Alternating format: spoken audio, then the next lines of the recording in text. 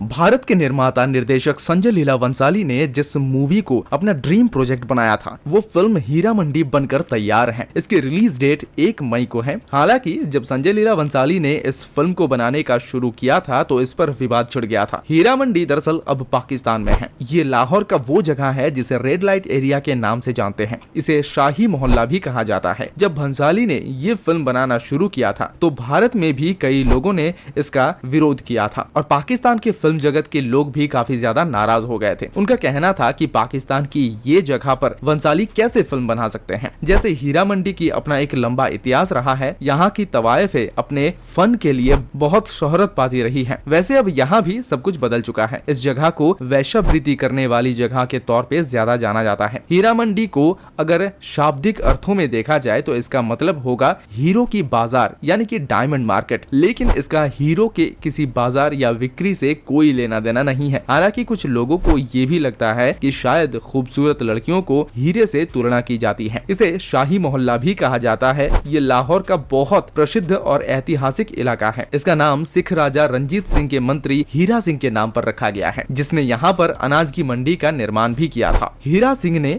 ये मंडी तो बनाई थी, साथ ही ऐतिहासिक तौर पर प्रसिद्ध इस इलाके में फिर से तवायफों को भी बसाने का काम किया था। तब राजा रंजीत सिंह ने भी मुगल काल में यहाँ बने तवायफ इलाके को संरक्षित करने का काम किया था। इलाका लाहौर के बीच का क्षेत्र है। ये 15वीं सदी से 16वीं सदी के मुगल काल में तवायफ कल्चर के तौर पर पहचाने जाने वाले थे। अब यहाँ वैश्यावृत्ति होती है। इस बाजार में जगह जगह से लड़कियां आती है और शाही मोहल्ला इसलिए भी कहा जाता है क्योंकि ये लाहौर किला के एकदम बगल में है। मुगल काल में हीरा मंडी तवायफों का बड़ा केंद्र बनाया हुआ था। मुगल, अफगान और उज्बेकिस्तान से महिलाएं खरीद कर लाते थे। यहाँ उन्हें रखकर डांस और मनोरंजन करवाया करते थे। हालांकि तब तवायफों का रिश्ता संगीत, नृत्य, तहजीब, नजाकत और कला से जोड़कर देखा जाता था। समाज के उच्च वर्ग लोग उनके कद्रदान होते थे। ये बड़े उस्तादों की संगीत मुजरे भी किया करते हैं, महफिल सजाया करते हैं। इसके बाद भारतीय उपमहाद्वीप के एक दूसरे इलाकों से महिलाएं यहाँ लाई जाने लगी। वो यहाँ मुगलों के सामने भारतीय क्लासिकल डांस को प्रस्तुत करती थी। तब ये कहा जाता था कि ये देश की सबसे बड़ी तवायफ मंडी है। जब मुगल दौर ढलने लगी तब लाहौर कई बार विदेशियों के द्वारा आक्रमण किया जाता था। अफगान आक्रमणकारियों ने यहाँ के तवायफ खानों को उजाड़ दिया था। वो यहाँ के महिलाओं को जबरन उठाकर ले गए थे। इसके बाद इसके इलाके में वैश्यावृत्ति भी पनपने लगी थी। जब ब्रिटिश राज कायम हुआ तो उन्होंने हीरा मंडी को वैश्यावृत्ति की जगह मान लिया था। इस बाजार में महिलाओं और खुरसा यानी कि हिजड़ों की डांस होने लगा था। लोग उन्हें देखने और दिल बहलाने के लिए आया करते थे। ब्रिटिश राज से लेकर अब से कुछ साल पहले तक लाहौर का ये इलाका वैश्यावृत्ति के तौर पर ही जाना जाता था। इस इलाके में काफी संख्या में नाच गाना करने वाले हिजड़े भी पाए जाते हैं। ब्रिटिश राज में यहाँ सैनिक मनोरंजन के लिए भी आया करते हैं। धीरे धीरे लाहौर के कुछ इलाके भी रेड लाइट एरिया में बदल चुके थे। हालांकि उसी दौर में सिख राज में तवायफों को फिर से बसाने की कोशिश की गई थी, लेकिन लाहौर और ईस्ट इंडिया कंपनी के तहत आने के बाद चीजें बदलने लगी थी। ये मूल तौर पर रेड लाइट एरिया बन गया था। 1947 के बाद सरकार ने इस इलाके में आने वाले ग्राहकों के लिए सुविधाएं बढ़ाने की कोशिश भी करने लगी, लेकिन कामयाब नहीं हो पाए। दिन के समय हीरा मंडी पाकिस्तान के किसी सामान्य बाजार के तरह ही होया करता है, जहां